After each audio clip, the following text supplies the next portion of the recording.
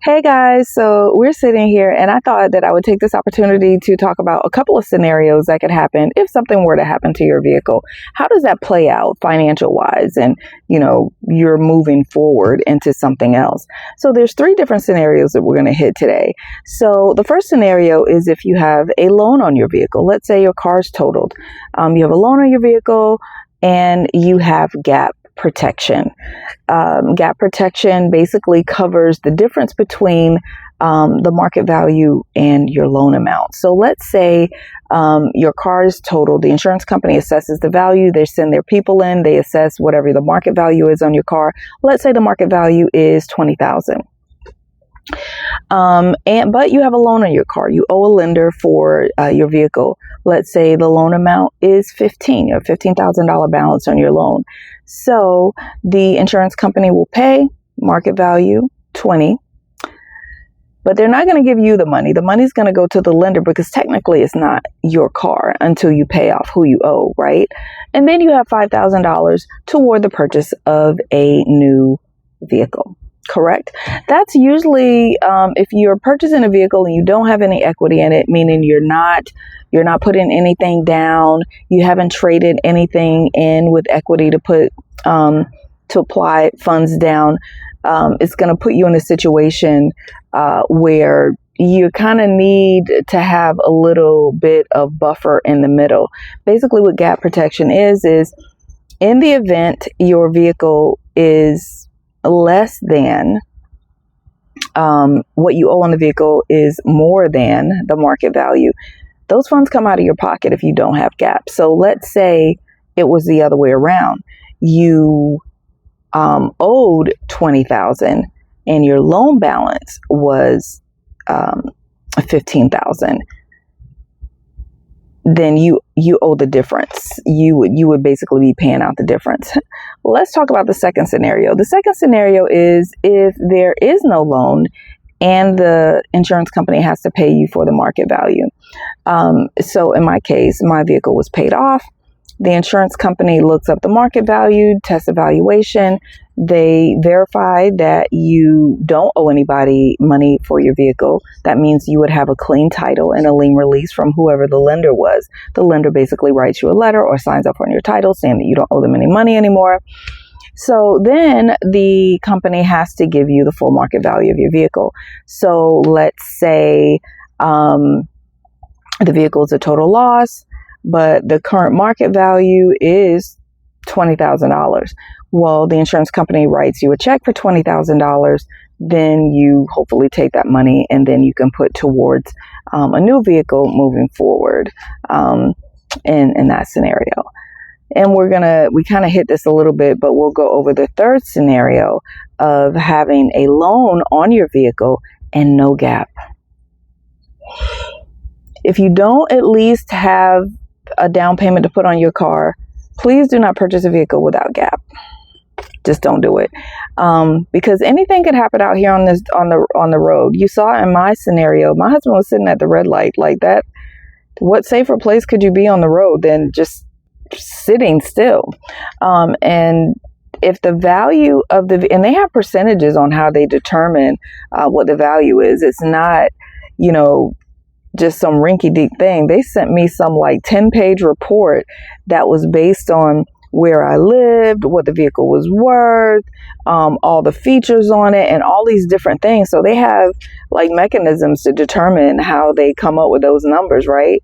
So if I purchased a vehicle, I had a loan on it, the insurance company comes in and they assess a value, the same scenario, they assess a value of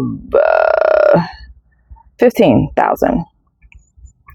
But I owe the loan of $20,000. The lender wants their money. The insurance company is not going to move forward until they get their money. So that extra $5,000 gap, the amount in between what you owe and what it's worth, that money comes out of your pocket because the insurance company is only going to pay the 15. You owe 20. And the lender is not going to release the lien on or title on that vehicle until they get all of their money. that means the other 5. So you either pull it out of a savings account or, maneuver some other, financial strategies to come up with that money. And it's really not a scenario that you want to be into. And some people borrow. I've seen people borrow to get out of that situation, but that's a bad case, because you still have to get another car, probably another loan to finance it. And then you're still paying for the other vehicle that you don't even drive anymore. So you don't want that. Highly recommend Gap in a scenario, whether you put a little bit of money down or not. It's just safe to have that buffer in between there. If you can purchase it from your credit union, you're probably going to be way better off than purchasing it from a dealership. I know in our case, our Gap is probably about $500 or something like that, $595 maybe. $595. Dealerships is probably about $1,000 to get it from there. So, check around, check your prices, and you can purchase it separately.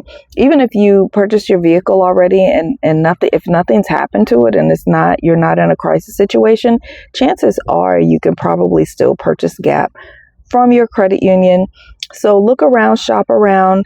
You can't expect when, something's crazy going to happen, to your assets.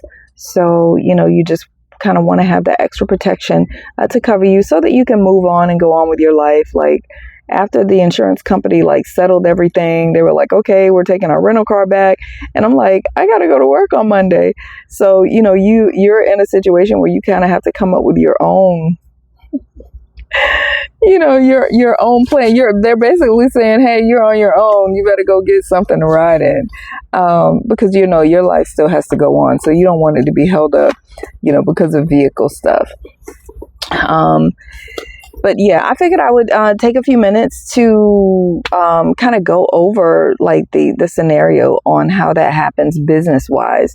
When, the vehicle is deemed total, they can't fix it.